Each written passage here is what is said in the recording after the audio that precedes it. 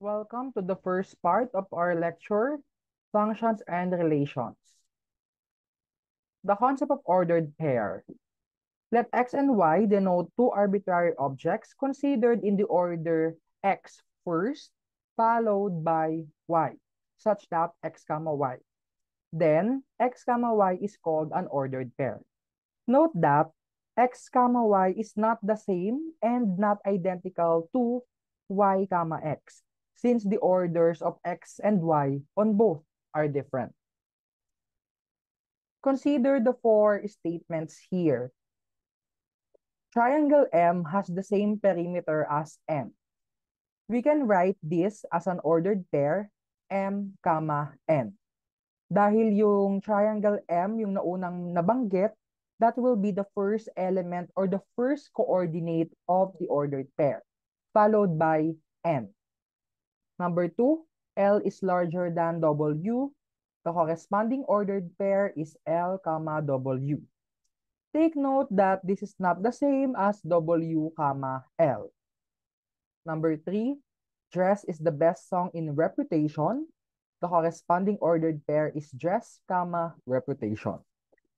Number 4, G is equal to H. The corresponding ordered pair is G, H. Always remember that in ordered pairs, the order of the elements matter.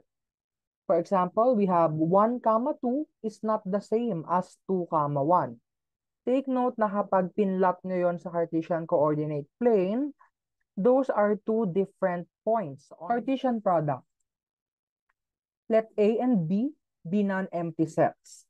The Cartesian product A cross B is a set containing all ordered pairs A, B, such that small a is an element of set A and small b is an element of the set B. Take note that all of the small letter a belongs to the set capital A and the small letter b all belongs to the set B. So that is what we call the Cartesian product. Okay, let's have here an example. We have here the set A containing P and Q as its elements. And then we have B containing 1, 2, and 3. Then A cross B is a set of P, 1, P, 2, P, 3, Q, 1, Q, 2, and Q, 3. So we have here 6 combinations of the elements from A to B.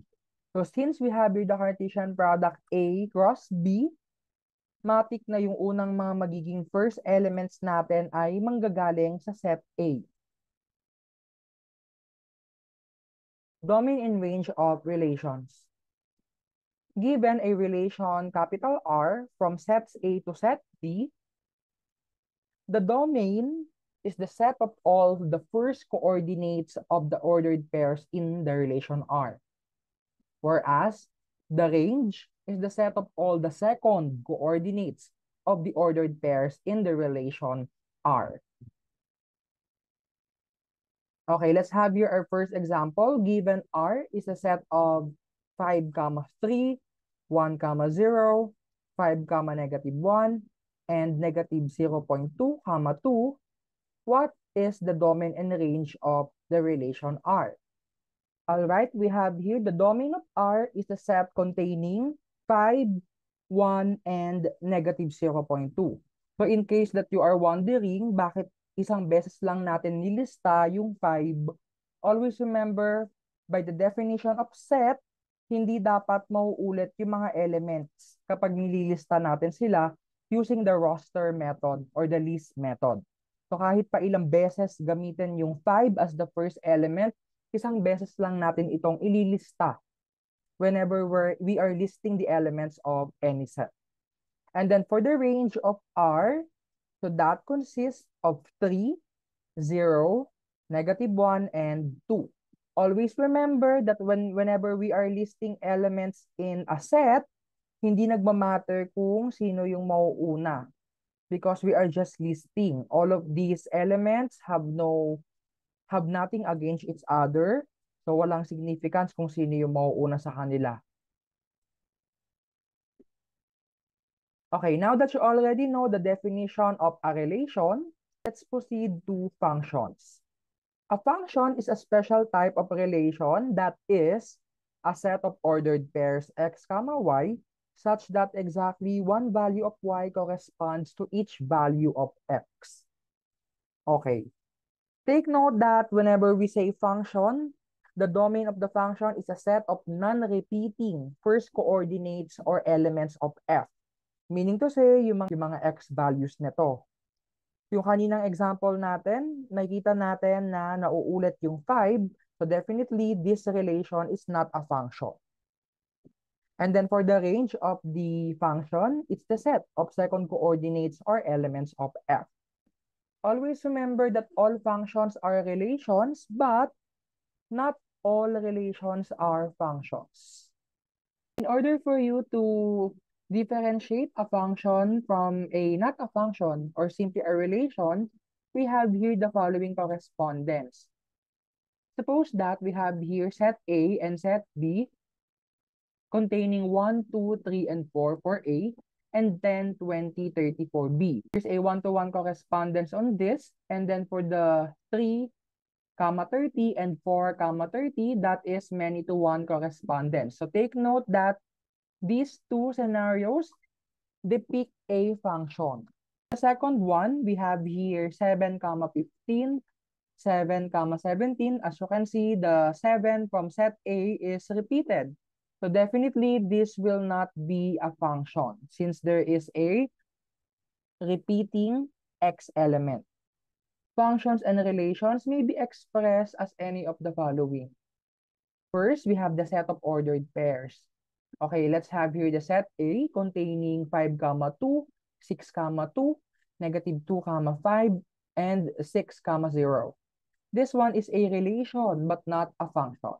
Since one of the first elements, the 6 is repeated. And then next, we have here the set B containing 5, 2, 0, 0, 1, negative 1, and 2, 0. So this one represents a function. We can also represent functions and relations using table of values. Okay, we have here the first one, the first table. We have negative 1, 0, negative 1, 3, 2, 4, 4, 5, 5, 2, and 6, 2. As you can see, the blue, as you can see, merong mga naulit na x values, which is yung negative 1. Okay, suppose that one of the negative 1 becomes 0. So that will now become a function because walang nauulit sa mga x values. Third, functions and relations may also be expressed using mapping, just like this one, when we show the correspondence between the elements from set A to set B. And fourth, we have here the equations and graphs. It is advantageous to you if you can graph certain functions and some conic sections. All right, first we have here a line, y is equal to x plus 2. This one is a function. We will talk about that later in our future topics. The second one, x squared plus y squared is equal to 4. A circle whose radius is 2 centered at the origin. This is not a function. Recall from your high school algebra or high school geometry, we have what we call the vertical line test. We do this to test whether a graph is a graph of function or not. Dahil hindi nga pwedeng maulit yung x values ng isang function, dapat sa isang point lang may intersect ng vertical line na ito yung ating graph. Just like on the line, y is equal to x plus 2, it intersects the line sa isang point lang.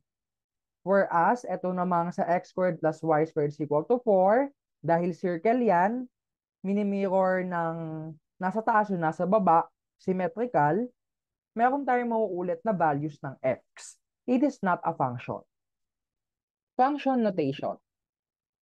Functions can be expressed symbolically using letters commonly F, G, and H. So usually, itong mga letters na to, naka-cursive sila or naka-italicized.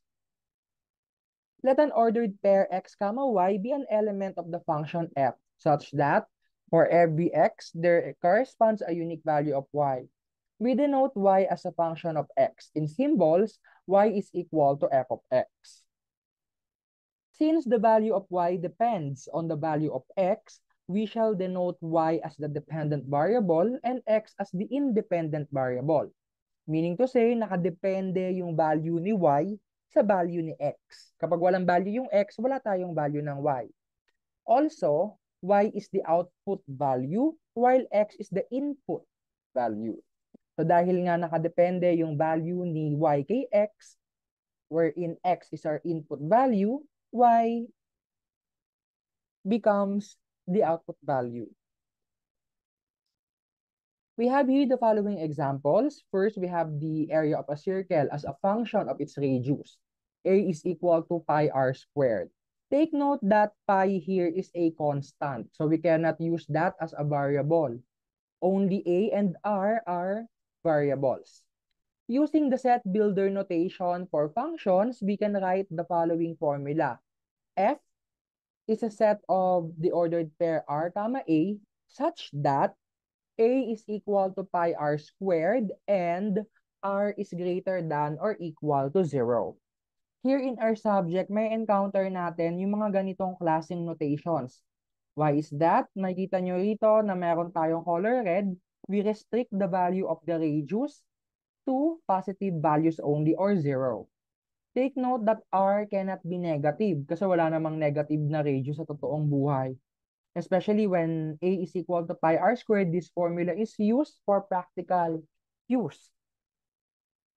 For the function notation, the area is simply f of r. Second, we have here the displacement equation as a function of time.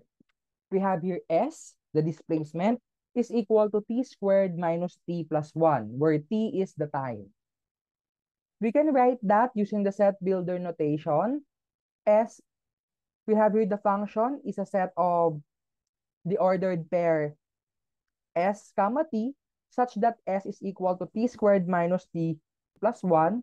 And just like what we did earlier, i-restrict din natin yung value ni t to positive values only or 0. Alright, we have here the following function notation for that. S is equal to f of t. Or in other words, s is a function of time.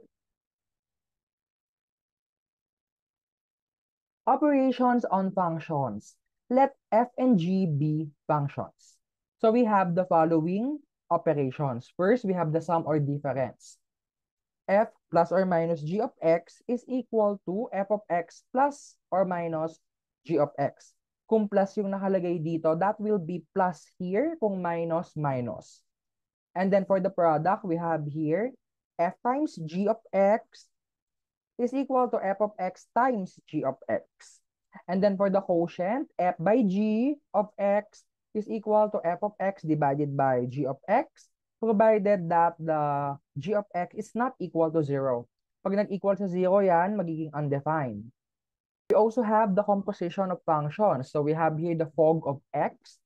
This is also expressible as f of g of x or f composed with g. Yung g of x natin nasa loob ng f of x. And then for the gof of x, that would be g of f of x. G composed with f. Okay, let's have the first example. Given the following functions, find the required. F of x is equal to 2x minus 1. G of x is equal to 4x squared plus 2x plus 1. And h of x is equal to the square root of x minus 2.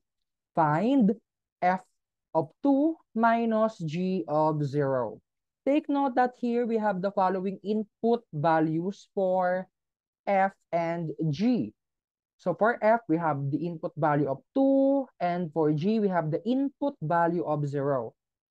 Here, we can solve this step by step kung ayaw nyo ng isang bagsakan. So we can denote this as letter A, f of 2. So let us solve this one by one. So when we have here f of 2, it automatically means that you already substitute the value of 2 to the x of your f of x. Simplifying and performing the operation, 2 times 2 is 4 minus 1. This one is equal to 3. Letter B, let us solve for g of 0. Okay, you are going to substitute 0 to all the x of g of x.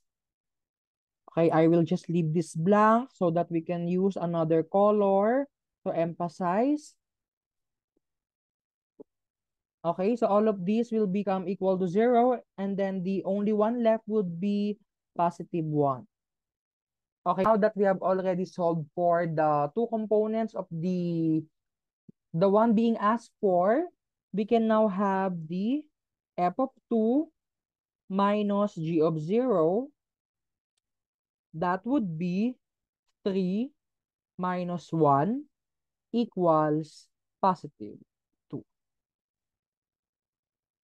Take note that it's up to you if you would like to solve this step by step, or you may substitute it right away using the following input values. But you have to be careful with the signs and all the precautions that are commonly committed in mathematics.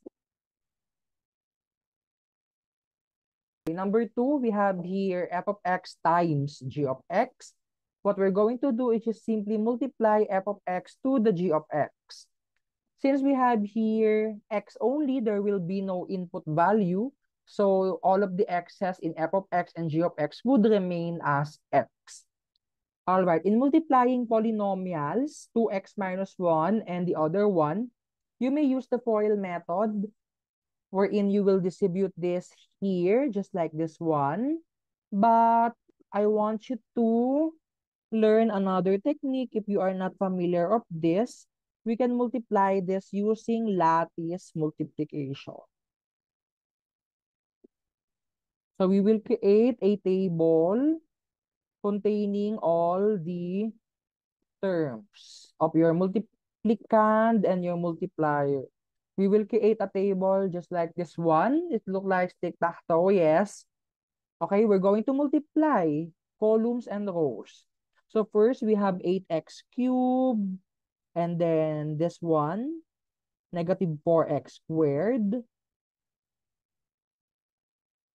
and then this, 4x squared, and then followed by 2x in any order, and then negative 2x and negative 1. We will add the diagonals. So here, here, here, and here. So finally, the product would be 8x cubed. And then as you can see, negative 4x squared plus 4x squared would be 0, as well as negative 2x plus 2x. So that would be 0 for the both, and the last term would be minus 1. So the final answer here would be, you may also show this one before proceeding to write the final answer so that it's clear that you substituted the values. Okay. Here, using lattice multiplication, we have 8x cubed minus 1. So this is now the final answer.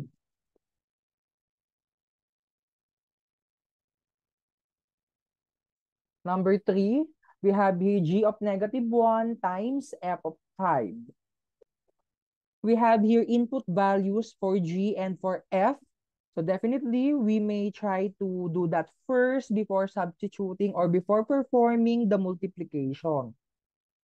All right, so let's have small letter A, g of negative 1. So that would be 4 times negative 1 plus 2 times negative 1 and then plus 1. So let's substitute that here. Let's plug it in. So we have positive 4 and then minus 2 and then plus 1. 4 minus 2 plus 1, that would be 3. And then B, for the f of 5, we have here 2 times the quantity 5 minus 1. So let's change also the color of this one so that you can see the substitution. So we have 10 minus 1 equals 9. So now that we have already solved for the components, we can now get the product. So therefore, g of negative 1 times f of 5 is equal to 3 times 9, that would be 27. So the answer is 27. Fourth example, we have here a composition of function go of 4. As you can see, 4 here is in H. Okay, what are we going to do? So this is also the same as G of H of 4. Meaning to say, we will substitute the input value of 4 to the X in H of X. All right, let us get that first. H of 4 is equal to the square root of 4 minus 2. Okay, that would be square root of 2. Hindi nyo na kailangan kunin yung value ng square root of 2 using your calculator. So, this is already the simplest answer for that radical number. Okay, next. We may proceed already with the G of H of 4. Or, this is also the same as G of square root of 2. Okay, substituting square root of 2 to all the X in G of X. So that would be 4, and then followed by this 1 and plus 1. Take note that you are not allowed to use calculator at this point. So you are strongly encouraged to practice solving involving radicals, integers. All right, so here we have 4 times 2, and then plus 2 is square root of 2 plus 1. Okay, we have 8 plus 2 is square root of 2 plus 1. So we can only combine 8 and 1 since they do not have the radical square root of 2. So there are both whole numbers. So the final answer is 9 plus 2 is square root of 2.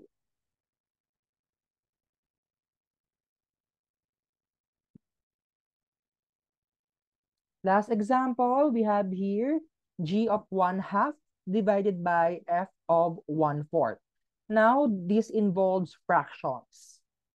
Okay, let us solve them first one by one so that we can avoid committing mistakes. For the G of 1/2, so that would be this one. So we have a fraction, so be careful with that.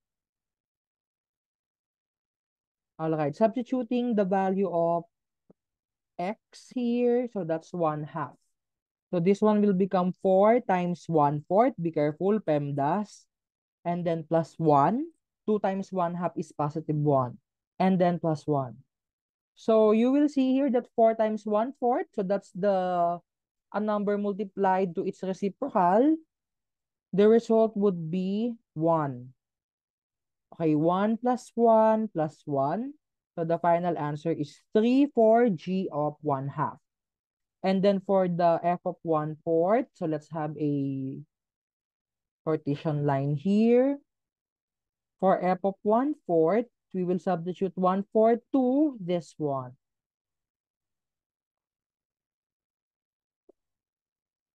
Okay, 2 times 1/4, that is 1/2 minus 1. Always remember to express fractions in the lowest form. 1/2 minus 1 is equal to negative 1/2. Kalahati, bawasan mo ng isa, may matitirang negative na kalahati.